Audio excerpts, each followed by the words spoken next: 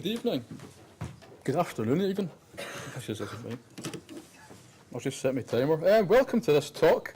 It's been a wee while since I've done one, so bear with me. This is me. The bottom part here, this is actually my Gaelic title. It's Senior Software Engineer. This part here is the software. The bog means soft. This actually means soft. This is where we get the word bog from.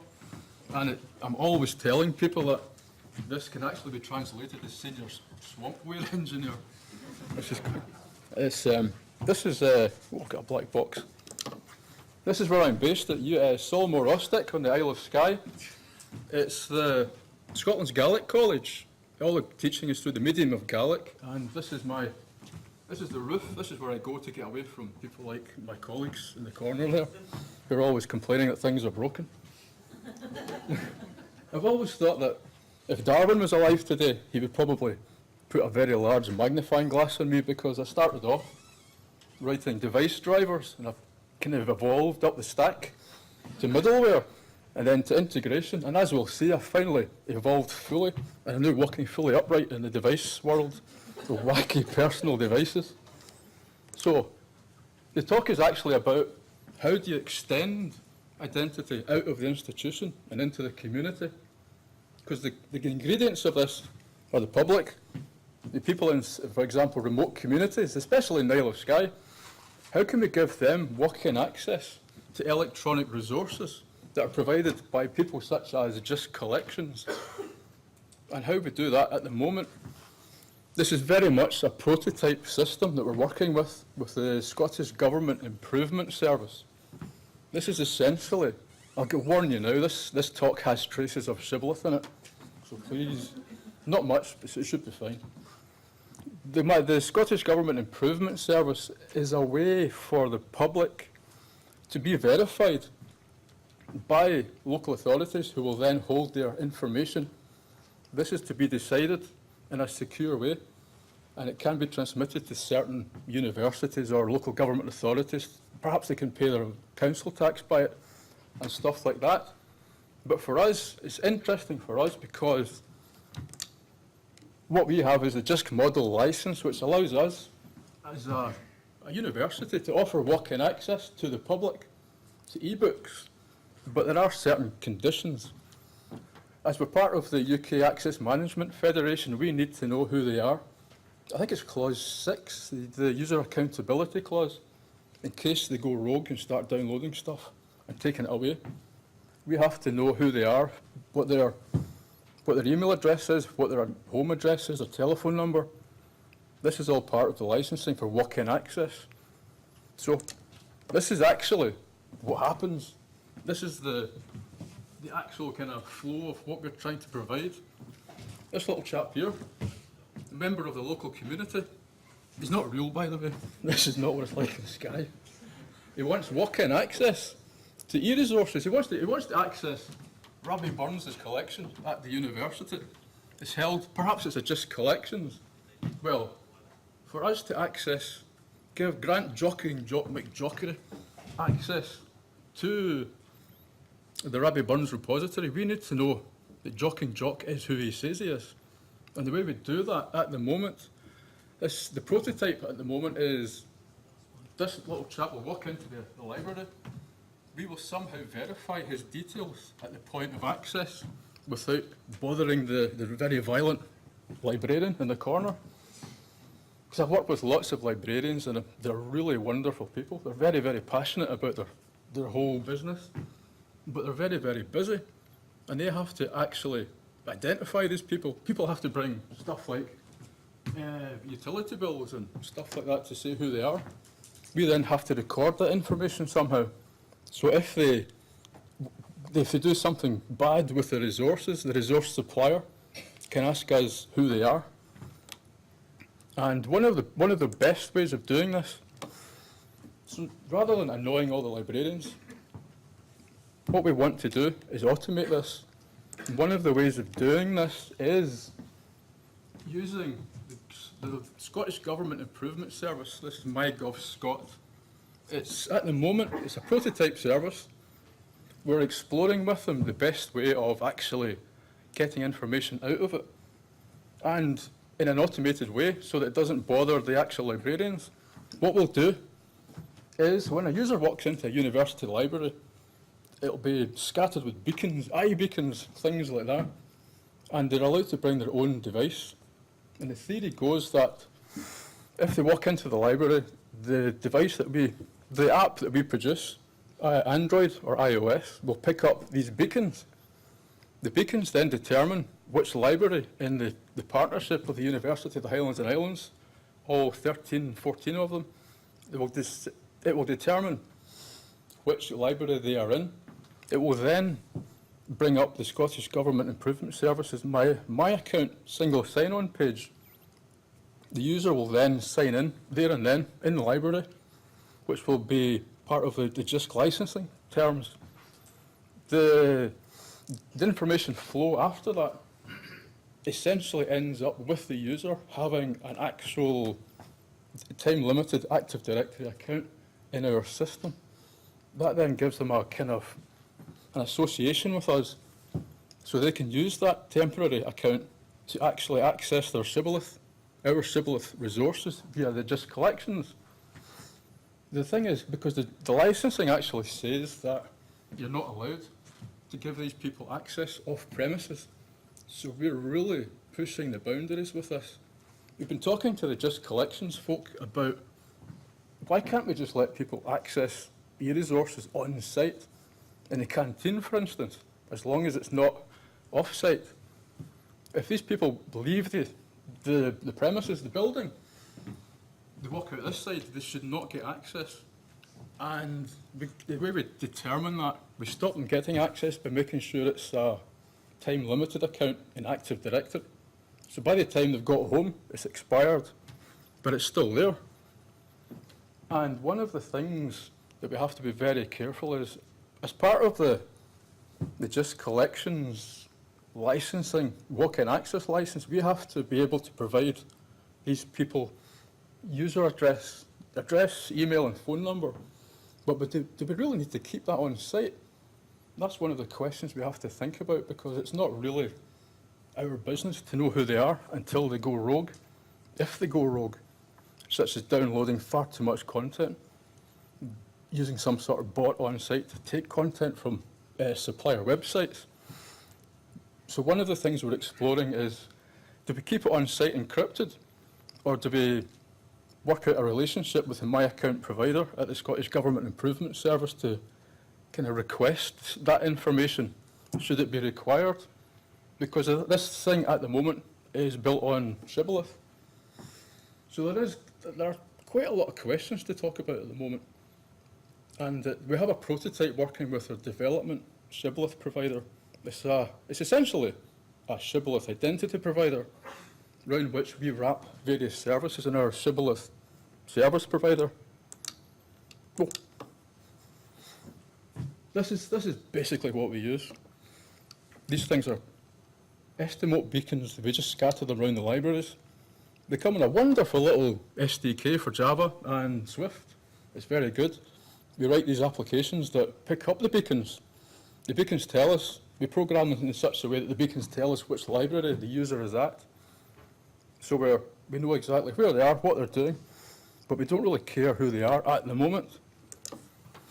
And this is essentially how it's going to work.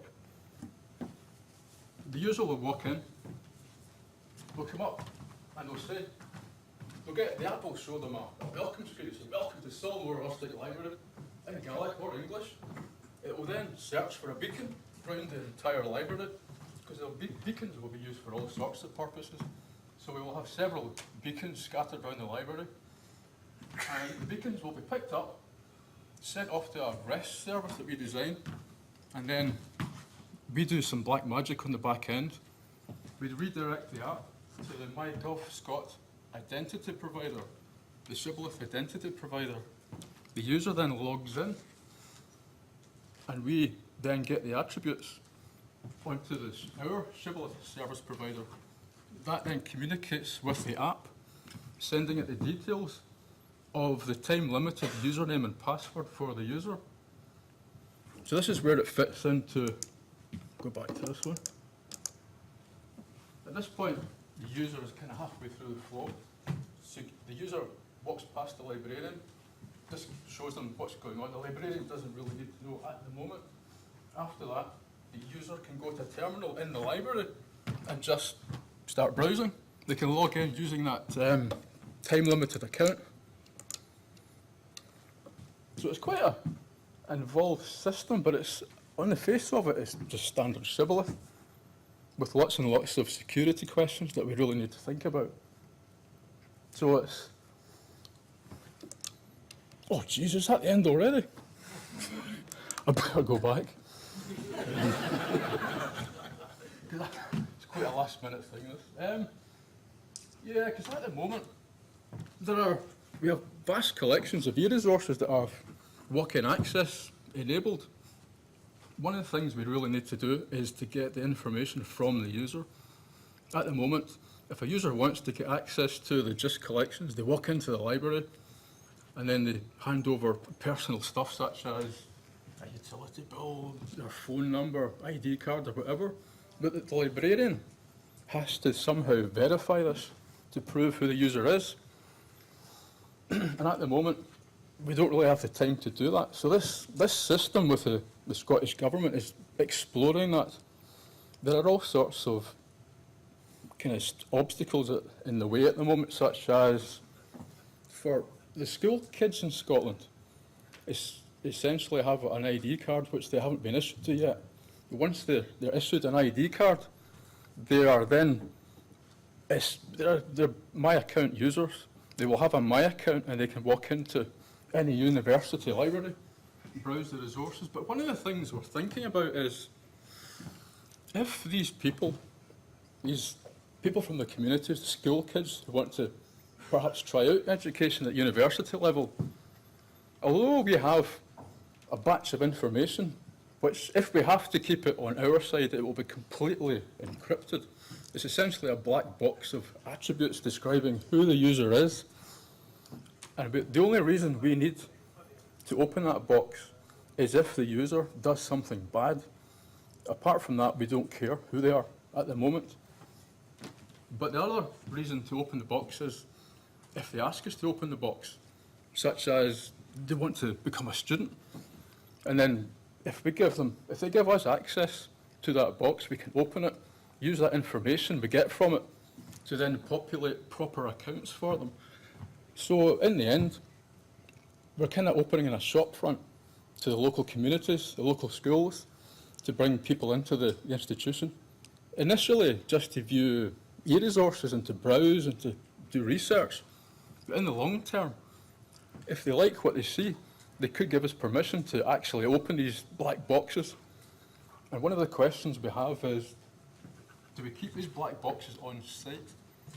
Or do we use the shibboleth infrastructure to work with the My Account provider to actually kind of exchange a token in return for that box of information? And it's one of the, that's probably a key question at the moment, which we're looking into.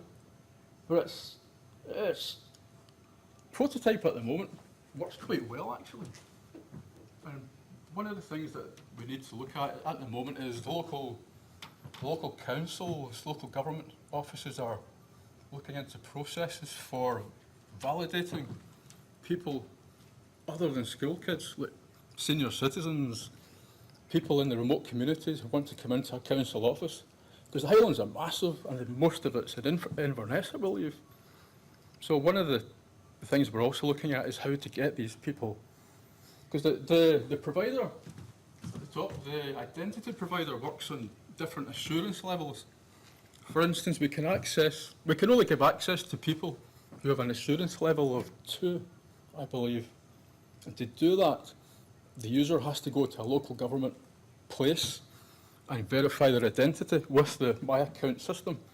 So that involves some sort of manual process, which I'm not sure of because it's still being explored at the moment. So we're kind of pushing the boundaries with this identity management stuff. Once the user has a level 2 tag on their My Account, we then get that through the shibboleth process of attributes and SAMLization and stuff.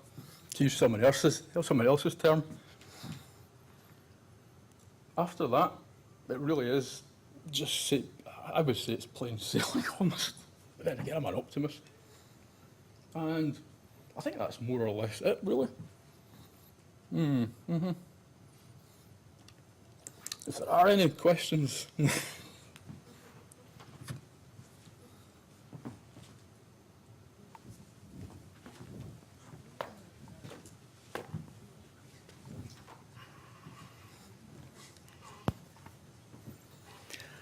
I'm David Brokes from Queen Mary University of London. I'm quite intrigued, in all honesty. Is the plan that all your public sector areas become internet cafes for the public? No. So your GP practices, your NHS, acute hospitals, your universities, your education section. You know, what's the goal? The goal is to extend what we have into the community, to allow them access to educational resources. And the big question we're having at the moment is, what exactly is an institutional premise? At the moment, the JISC licensing states that the user must be on site. As soon as they leave the building, the physical library building, their account must be destroyed in some way or their access blocked. At the moment, what we would really like to do is extend this into the environs of the library. So they don't have to physically be in the library, but they can also be in learning centres. So anything connected in an educational way with the university, we're trying to get that to be recognised as a library premises or a university premises. It wouldn't be the GP surgery or stuff like that.